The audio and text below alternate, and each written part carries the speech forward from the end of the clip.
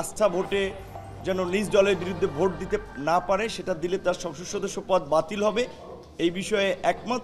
আর যে দুটো বিষয় উঠেছিল, একটা ছিল যে জাতীয় নিরাপত্তা বা জননিরাপত্তা, সেই বিষয়ে আমরাও দ্বিমত পোষণ করি, আরও অনেক দল দ্বিমত পোষণ করেছে।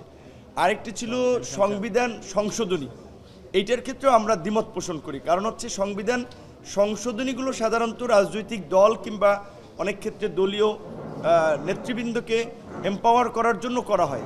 এই দুটো জায়গায় আমরা একমত হই নেই, আশা করি কমিশনও ওই দিকে যাবে না।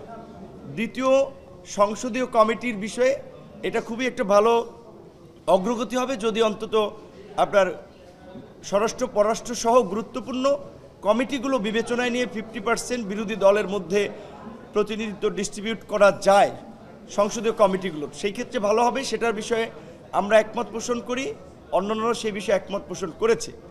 3 নম্বরে ছিল নারীর প্রতিনিধিত্ব। নারীর প্রতিনিধিত্বের বিষয়ে 100 আসন আমরা সব দলই চেয়েছি।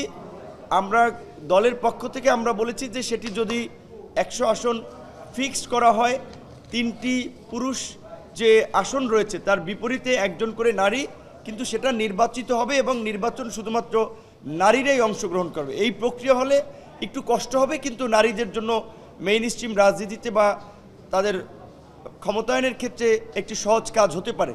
এই 3টে আমাদের দুপুরের আগে আলাপ হয়েছিল।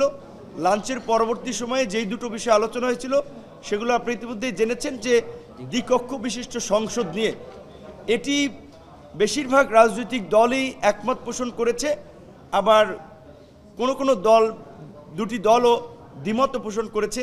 কিন্তু আমরা মনে করি যে বেশিরভাগ যদি ঐক্যমতে পৌঁছায় সেক্ষেত্রে আমাদের সেই জায়গায় যাওয়া উচিত।